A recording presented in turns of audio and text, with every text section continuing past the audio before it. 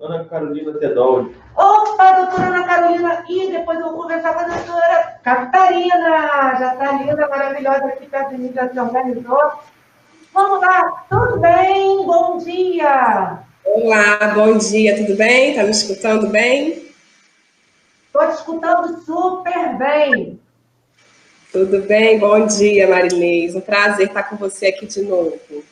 Prazer é todo meu, muito feliz. Você também está de vermelho, a impressão de gente, está todo de vermelho hoje. É o melhor cor para as poderosas, tá? Diga lá.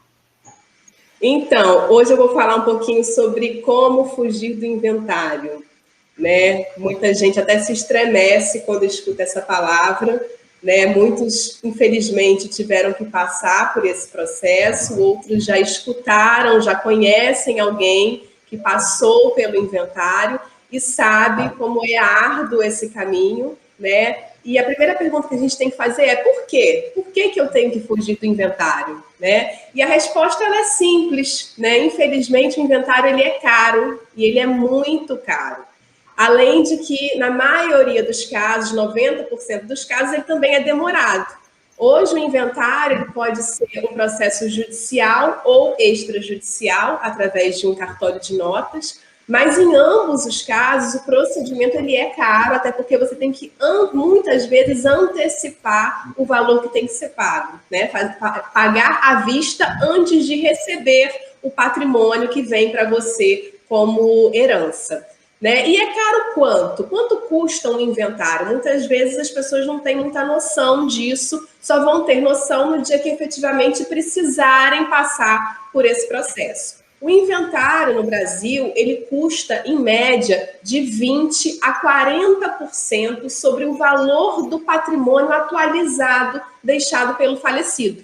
Né? E de onde você tirou esse percentual? Bom, esse percentual de no mínimo 20% é porque você tem que pagar as custas do processo, os emolumentos, diversas certidões precisam ser tiradas, né? E muitas certidões delas são pagas. Os honorários advocatícios, porque você precisa estar assistido por um advogado, seja o inventário judicial ou o extrajudicial, feito através do cartório de notas, e esses honorários variam aí, vai depender de profissional a profissional, mas tem uma variação de 5% a 15% sobre o valor da herança.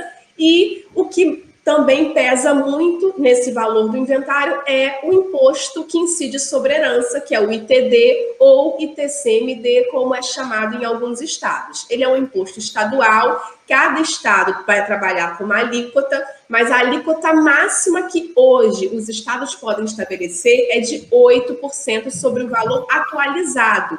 Ou seja, não interessa por qual valor que aquele falecido comprou um bem, seja móvel ou imóvel, e há quanto tempo ele comprou. O que vai valer para o Estado é qual é o valor atualizado daquele bem no momento da abertura do inventário. É esse o valor que o Estado vai levar em consideração e vai tributar em cima disso. Hoje, no Rio de Janeiro, por exemplo, esse tributo ele tem uma alíquota progressiva que vai depender do valor que você está herdando, o valor desse patrimônio, e ela varia de 4% até 8%, que é o teto máximo. E quem define esse teto máximo? Esse teto máximo ele é definido pelo Senado Federal através de resolução.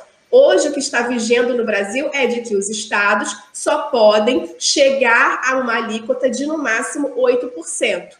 Porém, né, nesse país que nós vivemos, que é o país do imposto, da tributação, e por incrível que pareça, o Brasil ainda é um país que tributa pouco sobre herança, se você comparar com outros países da Europa, Estados Unidos, Canadá, Suíça, França, que tributam de 40% a 60% sobre o valor da herança, o Brasil ainda está ali na alíquota dos 8%.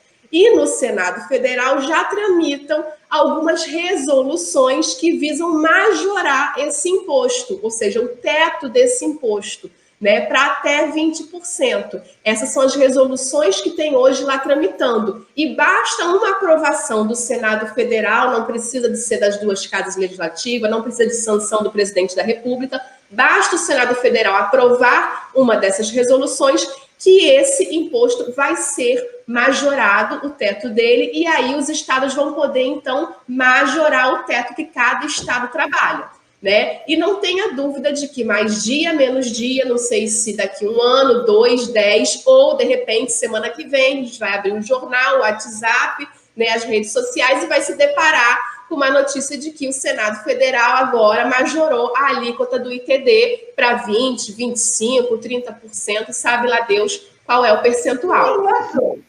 Exatamente.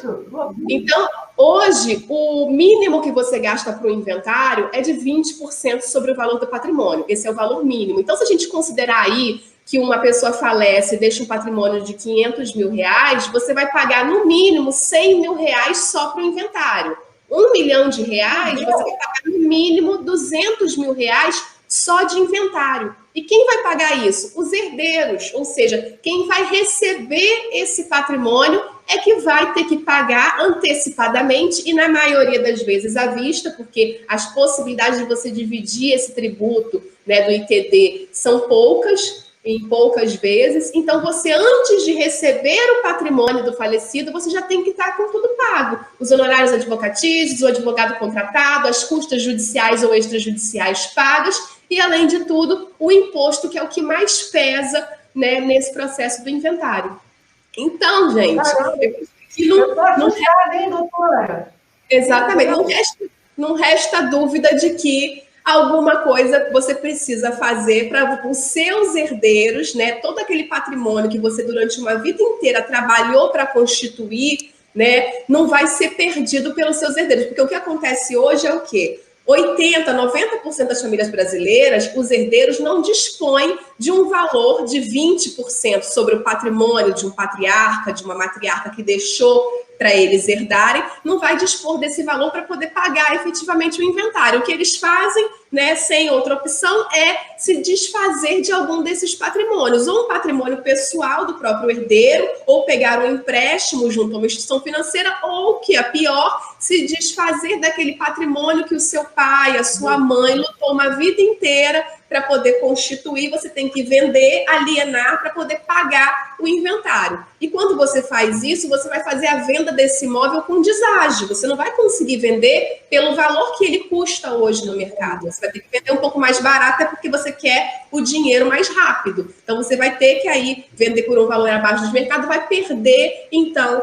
parte desse patrimônio. Por isso que a gente fala, o inventário pode chegar até 40%, 50% do valor do patrimônio. Então, se você herda 1 milhão, no final das contas, vai para o seu bolso 600 mil, 500 mil, não vai 1 milhão para o seu bolso como herdeiro. Né? Essa que é a grande verdade. Nua e crua e objetiva é isso.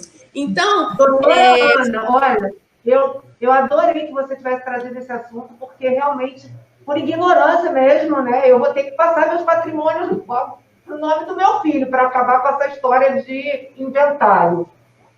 Então, e aí, para você poder, vamos dizer assim, fugir, né, desse inventário, é o quê? Você não precisa ter o seu patrimônio que você tem hoje em nome da sua pessoa física. Você pode fazer um planejamento patrimonial da família, tá? E aí existem diversos institutos que podem ser utilizados. Um deles, como você disse, é a doação de bens em vida. Só que, Marinês, eu sinto lhe dizer, a doação de bens em vida, mesmo que você coloque lá uma reserva de usufruto para você, que está doando para o seu filho, ela também é cara, Marinês, porque vai incidir o mesmo imposto, o mesmo ITD que paga na morte, você paga na doação. Os mesmos 8%, né, lá no inventário, você vai pagar aqui na doação. Vai ser um pouco mais barato, porque você não vai precisar de um advogado, né, não vai precisar pagar honorários, não vai precisar pagar custas judiciais, mas você vai ter despesas com cartório, vai ter despesas com registro dessa doação e também vai ter a despesa com o imposto que você vai ter que pagar. Né? E hoje o que tem de mais moderno, avançado e econômico no planejamento patrimonial é a holding familiar. Muita gente já ouviu falar, mas não sabe bem o que é você montar um sistema de acordo com a necessidade daquela família, né? De maneira que você, dentro desse sistema, você vai ter um conjunto de células ou apenas uma, que vai funcionar como uma pessoa jurídica, e essa pessoa jurídica na qual você vai ser o sócio, você vai levar o seu patrimônio pessoal, seus bens móveis, imóveis, veículo, casa, apartamento, para dentro dessa pessoa jurídica. Então, você não vai ser mais o proprietário daquele bem imóvel, você vai ser proprietário de uma empresa que vai ter, então, a propriedade desses bens, e aí você vai poder administrar da melhor maneira possível essa empresa, de uma maneira econômica. Doutora, eu quero te pedir um favor, porque eu acho que essa criação dessa holding é super importante a gente falar sobre isso, porque hoje você trouxe a situação, como que acontece, mas existe esse viés da holding. E como o nosso tempo já esgotou, eu gostaria que você trouxesse esse assunto novamente, focado na holding, nessa formação, porque eu estou interessada, tá bom? Então, sim, eu gostaria... Pode ser numa próxima vez?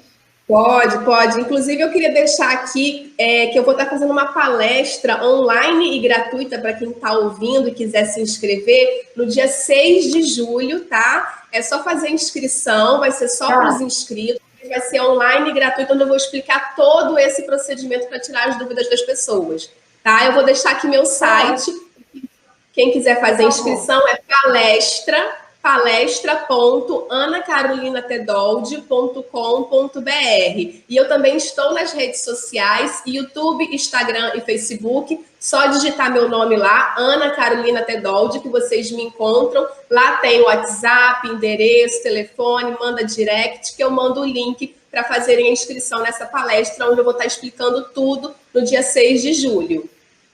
Muito obrigada, doutora Ana Carolina. Eu vou participar da sua palestra. Me aceita lá, tá bom? Obrigada a você. Bom dia. Bom dia, um beijo grande. Temos alguém aí?